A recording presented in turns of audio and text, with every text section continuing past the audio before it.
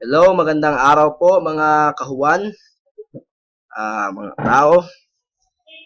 Meron lang po sana akong gustong i-share sa inyo na magandang opportunity kaya po namin ni-record to. So, ano po ba yung i-share namin? So, paano po ba tayo kikita sa halagang 500 pesos lang? Kaya po may isip mo na ba po ba kayong negosyo sa halagang 500? Ako po meron. Ano po ba yon? So, ito po yon. Yung pangalan po ng company namin is 1K Premier Business Marketing. Gusto ko lang po sana i-share sa inyo. 1K Premier Business Marketing ay legal na po. Meron na po kaming DTI o Department of Trade and Industry. So, saan po ba nagsimula yung company namin? Nagsimula lang po kami dito sa Davao. Kailan po kami nagsimula? July 14, 2015. Bago lang po. Now, sa Davao po kami nagsimula, makakasiguro po talaga tayo na legal yung company kasi hindi ka po basta-basta makakatayo ng kumpanya dito sa Davao nang hindi legal. Okay? Ano po bang market natin dito or paano ba tayo kikita dito? Ang market po natin dito is mga tao. Okay? Bakit po mga tao? Ang company po natin is network marketing. Okay? Ilan po ba yung population sa Pilipinas? 100 million. Sa buong mundo, almost 9 billion population. So, napakalaki po ng posibleng market natin sa network marketing. Alam ko po maraming negative sa network marketing. Pero lahat po ng ginagalawan natin dito sa mundo ay involved po ang networking. Kahit kumain man po tayo sa Jollibee, network pa rin tayo ng Jollibee. Bakit? Kumikita siya nang wala siyang ginagawa. Bumili lang tayo dun. Pero siya kumita. Tanong, tayo po ba? Kumita po ba tayo? Di ba hindi? Minsan sobra pa 500 piso yung gastos natin. Pag nagpapariban tayo, o pag umiinom tayo, di ba? Isang bucket pa lang o dalawang bucket pa lang, 500 pesos na yan. Tanong, may kinita ka ba? Hindi, nalasing ka lang. Wala kang kinita. Diba? Pero sa amin po, sa 1K Premier Business Marketing, yung 500 pesos po natin, pwede na po tayong kumita. Okay? Sabi pa nga ng Asian Development Bank, poverty in the Philippines causes constraints and opportunities. Ibig sabihin po niyan, kakulangan sa mga opportunities. Okay? Kahit si Power Ranger, kung makikita mo, naghihirap na rin. Yeah. So, ano po ba ang vision and mission ng kumpanya namin? Ang vision and mission ng kumpanya namin is making life better by giving opportunity to everyone to earn. Okay? Giving opportunity to everyone or every Filipino people. Sa halagang 500 pesos lang. Okay? Sa 500 pesos mo, ano po ba yung kapalit? Unang-una, meron po tayong return of investment na tinatawag. Meron po tayong products. Tanong, ano po ba yung product namin? Meron po tayong 1K all-purpose detergent. Meron po tayong mga sabon pang laba, sabon pang ligo, okay? Meron po tayong kape and mga healing rubs. Meron din po tayong product, maniwala mo kayo sa hindi. Ito po, unique po to sa market. Meron po tayong sabon na organic na pwede pong makain. Opo, you heard it right po, pwede pong makain. Meron din po tayong lotion na pwede nyong ipalaman sa tinapay. Ganun po kaganda yung product natin. Ganun po kadali i-market yung product natin. For everyone po talaga. So, 1K negosyo marketing plan. Paano ka po ba kikita sa 1K? Now, 3 ways to earn lang po kami. Unang-una, meron tayong tinatawag na 1 benta, 1 bilis kita, and 1 unilevel. So, paano po ba yung 1 benta? So, benta-benta po, 1K soap. So, SRP price po niyan, pag member ka ho, 135 pesos. Pag member or distributor's price is 85 pesos. So, meron kang net na 50 pesos. For example, nakabenta ka ng 10 araw-araw, meron kang 500 araw-araw. 500 times 30 days, meron kang 15,000 every month. Kung ikaw ay isang estudyante na gustong kumita ng ganyan, gusto makatulong sa pamilya, pwede na po. Kung ikaw ay isang trabahante, naghanap ng extra income, 15,000, napakalaking tulong na po yan sa inyo. So, 1 bilis kita. So, ikaw ngayon as upline, nakuha mo ngayon si A, nakuha po natin ngayon si B. Okay? Ang sistema po natin dito, okay, hindi po pairing, sistema po natin dito, pag nakakuha ang dalawa, automatic sa cycle ka ng 250 pesos. So, sa 1 bilis kita, meron po tayong tinatawag na follow me matrix. Ikaw ngayon as upline, nakakuha ng dalawa, automatic sa cycle ka ng 250. mag-auto re-entry ka ngayon sa next table mo. Okay? So, si A ngayon, magfa-follow me lang siya sa'yo. Si A ngayon, nakakuha ng dalawa, kumita siya ng 250. Magfa-follow me lang siya sa available position mo. Si B ngayon, nakakuha ng dalawa, kumita rin ng 250. Magfa-follow me rin siya sa next position mo. So, ikaw ngayon nasa upline, uli, kikita ka naman ng 250. Now, tanong, hanggang saan po ba yung limit ng table? Unlimited po yung tables. Okay?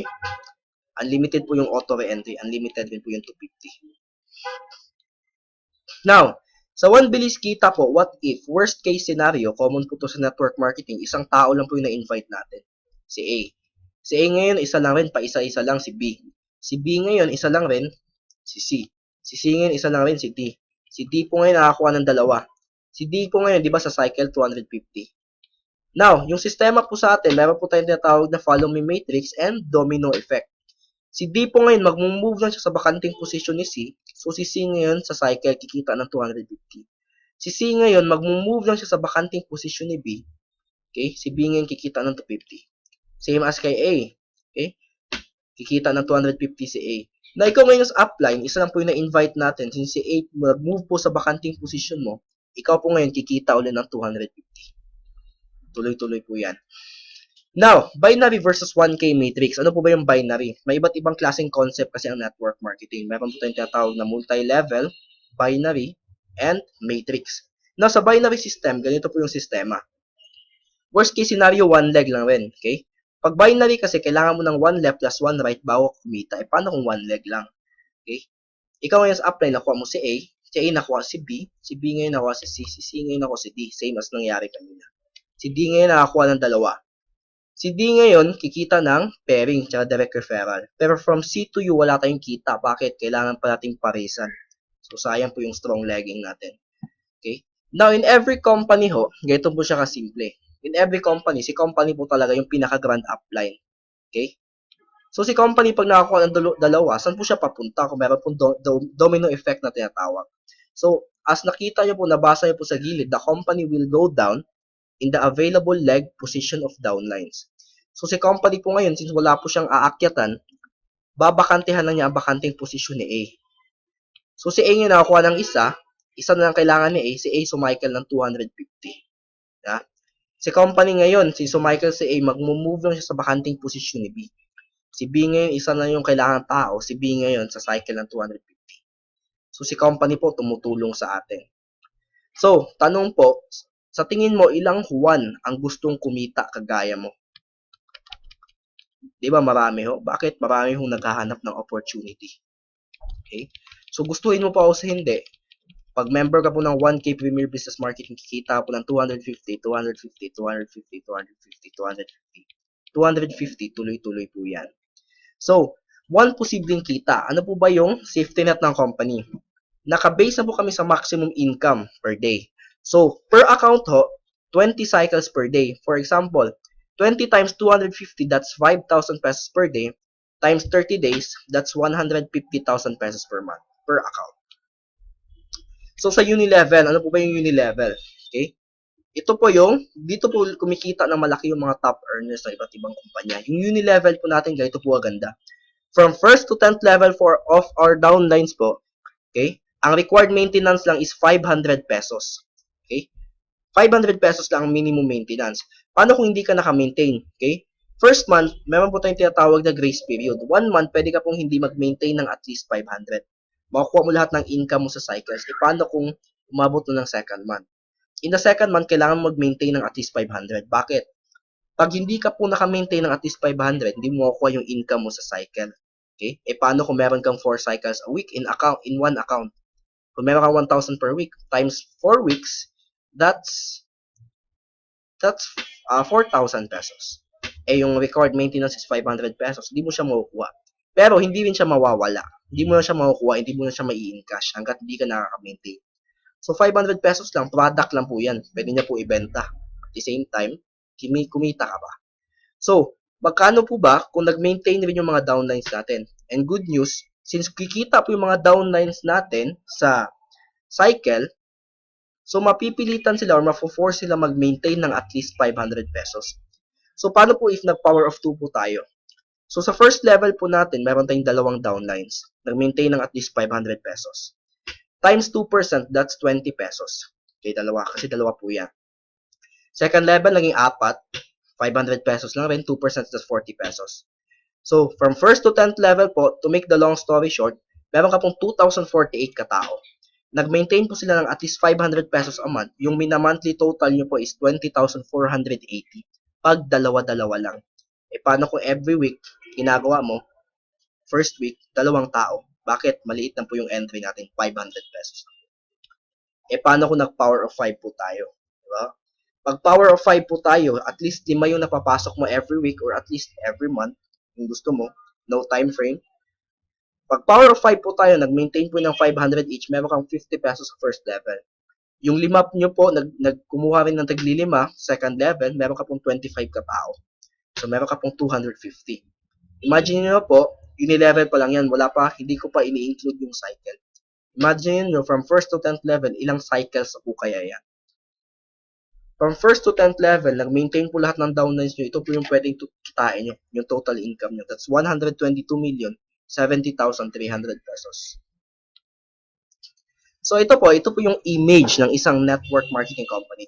Baka posible ba na dumami tayo tulad ng sinabi ko kanina sa Unilevel? Posible ho. Bakit? Ito pong company na to, hindi ko na po i-mention yung pangalan, high-end po yung entry nila. Ito po yung anniversary nila. Yung entry po nila is 8,000 pesos. Pero dumami po sila more than 900,000 katao in just 8 years time. 8,000 po yung entry, ganun po karami. Tayo pa po kaya sa halagang 500 pesos lang, hanggang saan po kaya tayo aabot? Diba? So, paano simulan ng 1K? 4 steps, sumali ka. May produkto ka na. Ikwento sa 1, kaibigan, kapamilya, kapitbahay, kapuso, kaklase, kasyota. Lahat po ng K-system, kanegosyo natin. Nakikwento nga tayo kung may mga inom, di ba? Kung pupunta tayo ng sine, magpapasama tayo. Tanong, kumita ka ba? Di ba hindi ho? Dito, pag kinikwento mo tong negosyo natin, pachika-chika ka lang po, chumicheke ka na. Okay? Ano pa? Pangatlo, matuto kay Juan. Aralin ng negosyo, makinig sa mga presentation, sumali sa mga training sessions. Fourth, ituro si Juan maging kapitan sa iyong grupo, alalayan ng iyong mga kanegosyo. So sabi pa nga po ni Nelson Mandela, poverty is not an accident like slavery and apartheid. It is man-made and can be removed by the actions of human beings. So ang kahirapan daw po ay hindi po aksidente. Okay? It is man-made. So gawang tao po siya. Nung pinanganak ka pong mahirap, hindi nyo po kasalanan yan. Pero pag namatay ang mahirap, kasalanan na po natin yan. Okay? Paano po siya matatanggal? By the actions of human beings. Well said by Nelson Mandela.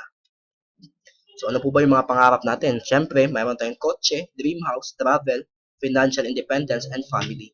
Paano po natin makukuha lahat yan kung wala tayong pera? Siyempre, sa family, kahit gaano rin karami yung pera mo, pag negosyante po tayo, kung wala naman tayong time sa pamilya natin, mababaliwala rin yung mga pangarap natin. Kasi pamilya yung pinaka-importante sa lahat. So it always seems impossible until it's done. So last 2 minutes, papakita ko lang po sa inyo. So, paano po pag nag-3 headers po tayo? So, si A, B, C, and D, na-invite po natin. Pag 3 accounts po tayo, simple lang po. Pag 3 accounts po tayo, ang puhunan po natin is 1.5. Okay? Ang potential income po natin is 5,000 times 3. That's 15,000 pesos per day. Pwede po tayo dito mag 1 account, 3 accounts, 7 accounts, and 15 accounts. Yun po yung limit namin. Now, bakit po ba maraming account? Okay? Now, simple lang po yung prinsipyo dito. Pag mas malaki yung investment mo, mas malaki rin yung pwede mong kitain. Parang ganito. Pag bumili ka ng taxi, pinarenta mo yung isa ng 1,000 pesos per day, may kita ka sa isa. Diba? Paano pag bumili ka ng 3 taxi? Oo, mas malaki yung puhunan. Pero pag pinarenta mo yun ng 1,000 bawat isa, meron ka ring 3,000 araw-araw. Okay? Ganun lang po yung sistema dito sa negosyo. Same na rin po sa amin.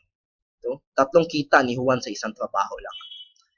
So, by the way, yun po yung marketing plan namin, yun po yung negosyo namin. Sana nagustuhan niyo po yung presentation namin.